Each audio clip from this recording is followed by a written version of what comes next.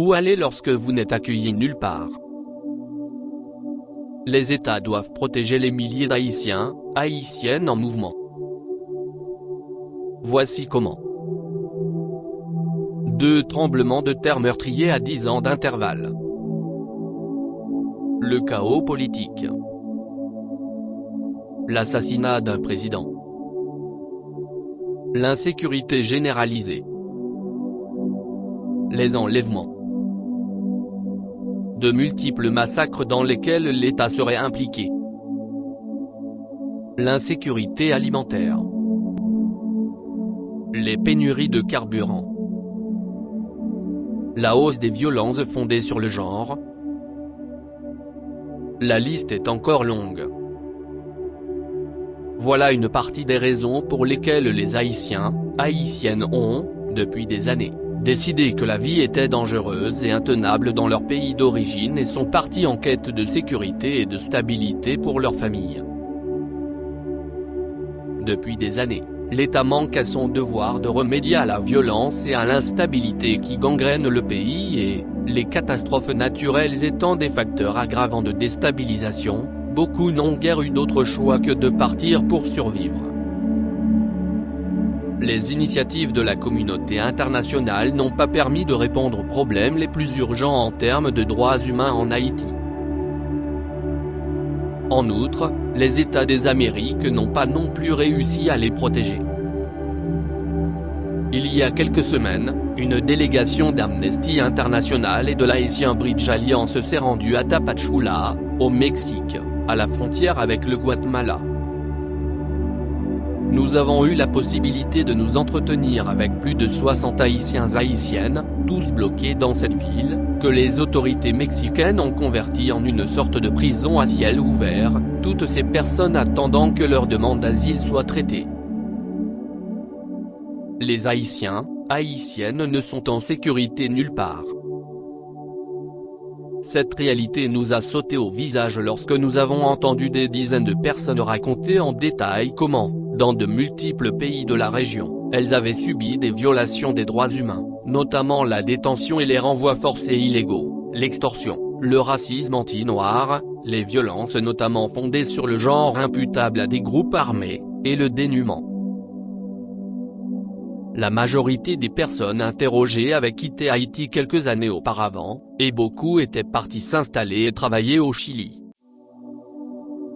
Cependant, elles se sont senties obligées de partir en raison du racisme et de l'impossibilité de régulariser leur situation au regard de la législation sur l'immigration sous le gouvernement de Sébastien Pinilla Echenique, ce qui les a plongées dans l'incertitude quant au fait de savoir si leur famille serait en sécurité. Pourtant, si elles ne pouvaient pas rester au Chili, elles nous ont dit qu'elles ne pouvaient pas non plus rentrer en Haïti. Toutes les personnes interrogées à Tapachula ont exprimé leur peur d'être expulsées vers Haïti. Un homme a déclaré qu'il avait fui Haïti quelques mois après que des hommes non identifiés ont tué l'un de ses proches, membre d'un parti politique. Personne n'a jamais été poursuivi pour ce meurtre. Une femme a expliqué s'être enfuie après que des hommes armés sont passés de maison en maison dans son quartier, cambriolant, rouant de coups et violant des membres de sa famille et du voisinage. Selon elle, porter les faits devant la police aurait été inutile, car cette dernière ne pouvait pas la protéger, et elle craignait des représailles. Ce n'est qu'une partie de l'histoire. Si le Mexique, les États-Unis et d'autres pays de la région ont le devoir de garantir la sécurité des Haïtiens, Haïtiennes en situation de mobilité, comme l'exige la résolution récemment publiée par la Commission interaméricaine des droits de l'homme, force est de constater qu'ils ne le font pas.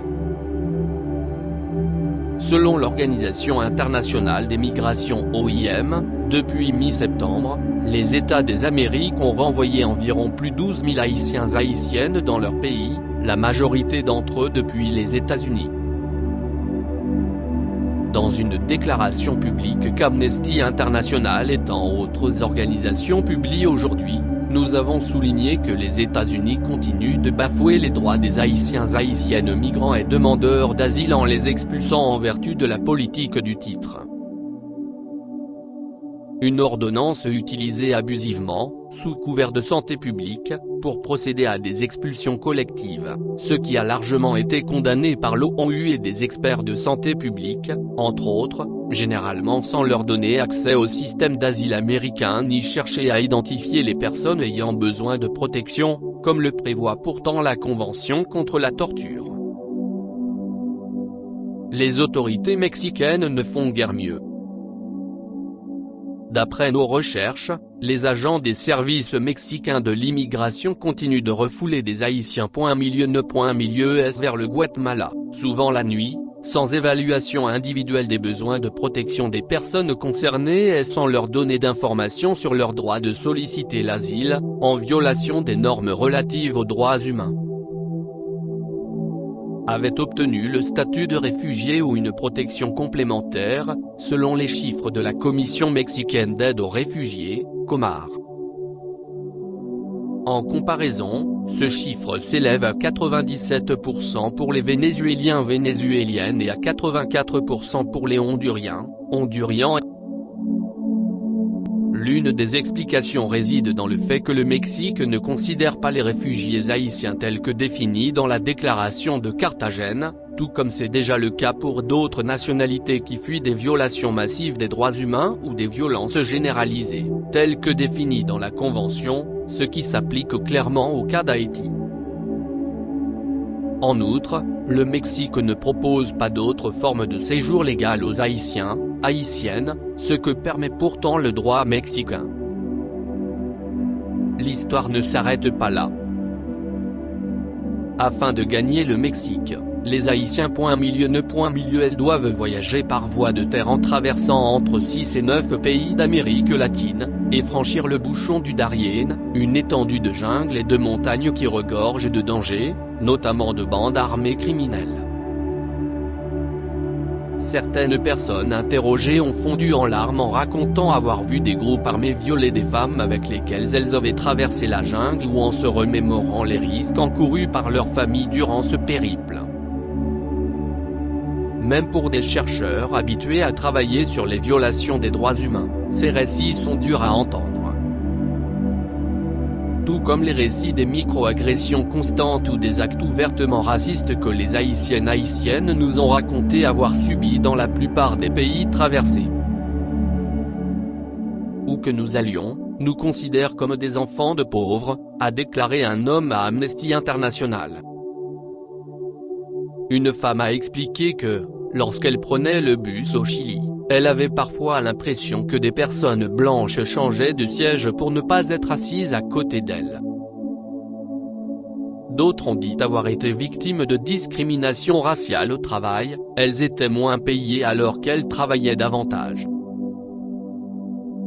Un autre homme a déclaré qu'en route pour le Mexique, des policiers dans 4 pays différents ont stoppé le bus à bord duquel ils se trouvaient et ont demandé les passeports, puis ont soutiré de l'argent à tous les passagers, les obligeant à payer entre 20 et 30 $ pour pouvoir continuer le voyage.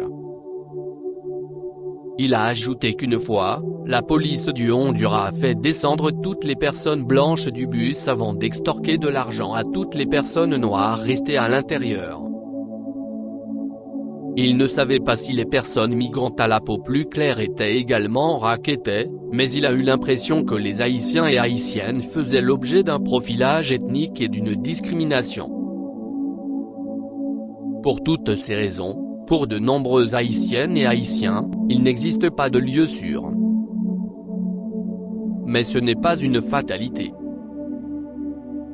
Des États de la région disposent de cadres légaux pour fournir aux Haïtiens, Haïtiennes une protection internationale dans cette situation, en accordant l'asile ou d'autres formes de séjour légal avec des garanties appropriées, comme le recommande l'ONU. Lorsque vous menez des recherches, vous vous souvenez toujours des émotions que les gens transmettent. À l'issue de cette mission, nous garderons en mémoire la dignité et la détermination des Haïtiens, Haïtiennes que nous avons interrogés et leur fort besoin de stabilité après avoir subi autant de traumatismes. Ils sont partis loin, en quête de tout ce que les êtres humains s'efforcent d'obtenir: l'accès à un abri, à de la nourriture, à des écoles et à d'autres besoins élémentaires. Les gouvernements de la région semblent oublier que ces protections, ils sont tenus de les garantir. Force est de constater, hélas, qu'ils sont loin du compte. Crédit du texte Amnesty International,